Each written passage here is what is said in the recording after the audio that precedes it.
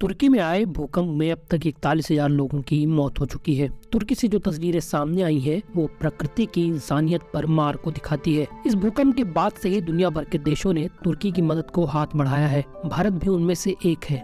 भारत ने तुर्की की मदद करने के लिए ऑपरेशन दोस्त शुरू किया। तुर्की में इंडियन आर्मी इस समय किसी हीरो से कम नहीं है। जब भारतीय टीम तुर्की में मदद के लिए गई तो भारत में आम जनता की ये धारणा थी कि तुर्की में हमने मदद क्यों भेजी, तुर्की हमारा तो हमेशा विरोध करता है और कश्मीर मुद्दे पर पाकिस्तान की मदद करता है। लेकिन मेरा मानना है कि विदेश नीति के लिहाज से ये एक बहुत सही कदम है। इस वीडियो में हम जानेंगे कि आखिर इससे जियोपॉलिटिक्स कैसे बदल सकती है और आखिर इंडियन आर्मी तुर्की में ऐसा क्या कर रही है कि उसकी जमकर तारीफ हो रही है। नमस्ते, मैं हूँ रुद्र शिव और ये है वर्ल्ड नाउ। तुर्की में अब तक 41,000 लोग मारे गए हैं और कई हजार लोग अभी भी गंभीर रूप से घायल हैं। भूकंप के बाद ही तुर्की ने दुनिया से मदद मांगी, जिसमें गवर्नमेंट लेवल के अलावा लोगों ने भी मदद भेजी है। भारत से कई लोगों ने कंबल भेजे हैं। भारत में तुर्की के दूतावास ने लोगों से अपील की थी कि वह टेंट, गर्म कपड़े, जूते, रेनकोट और कंबल समेत जरूरी चीजों को दान कर सकते हैं। इंडिया उन देशों में है जिसने मदद के लिए सबसे पहले हाथ बढ़ाया। तुर्की में भूकंप के बाद से सैकड़ों बिल्डिंग ढह गईं, जिसमें हजारों लोग दब गए। जो बिल्डिंग ढही है वो ज्यादातर कई मंजिलों वाली थी, इसलिए जिस लिहाज से वह गिरी है उसे सैंडविच कहा गया। अब इस तरह के हादसों में सबसे बड़ी दिक्कत होती है लोगों को मलबे से बाहर निकालना। अभी सोचिए, कोई 3 छतों के नीचे दबा है, एक के बाद एक छत में छेद करना, उसकी सरिया को काटना और लोगों को बाहर निकालना एक मुश्किल काम है, क्योंकि जरा सी गलती से मलबे में फंसे इंसान की जान जा सकती है। इस तरह के रेस्क्यू में भारत के एनडीआरएफ को महारत हासिल है।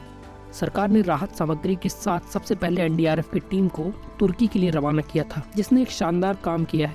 एनडीआरएफ ने सैकड़ों लोगों को मलबे से निकाला है। इसके अलावा इंडियन आर्मी के डॉक्टरों की भी एक टीम तुर्की भेजी गई, जो लोगों की मदद कर रही है। तुर्की के लोग भी इंडियन आर्मी के साथ मिलकर वॉलेंटियर लेवल पर काम कर रहे हैं। आर्मी लोगों को सामान्य दवाई देने के अलावा कई बड़ी सर्जरी भी कर रही है।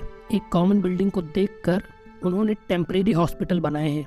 अब इस सब में सबसे खास बात है तुर्की का मीडिया। तुर्की का मीडिया लगातार इंडियन आर्मी की मदद को कवर कर रहा है। स्थानीय लोग भी इंडियन आर्मी की तारीफ कर रहे हैं। पूरा तुर्की इंडियन आर्मी की मदद को देख रहा है। लोग इस बात को देख रहे हैं कि भारतीय सेना बेहद प्रोफेशनल तरीके से आपदा में मदद को आई है।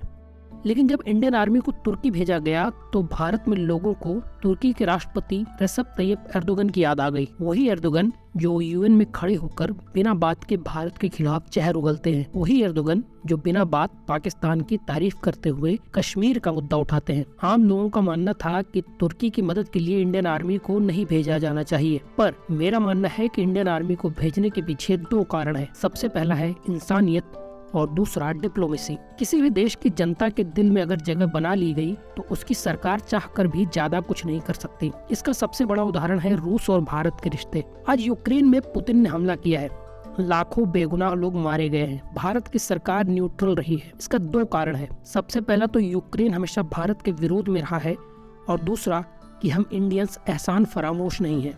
और हमें याद है कि रूस यूएसएसआर के रूप में 1971 के युद्ध में हमारे साथ खड़ा था, हमें न्यूक्लियर टेक्नोलॉजी दी और हमेशा जब अमेरिका ने आंख दिखाई तो हमारी मदद की।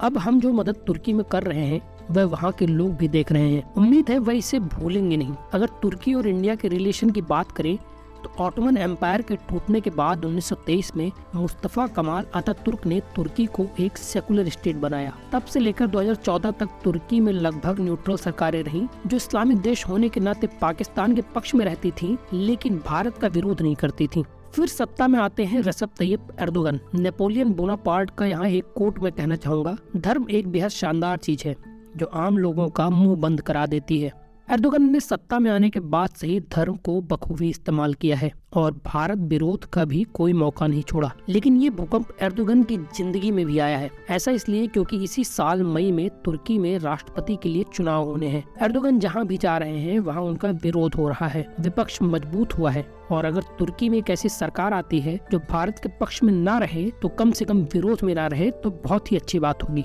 आपका इंडियन आर्मी को तुर्की भेजने पर क्या राय है, ये हमें कमेंट बॉक्स में जरूर बताइए। ऐसे ही वीडियोस के लिए वर्ल्ड नाउ को सब्सक्राइब कीजिए।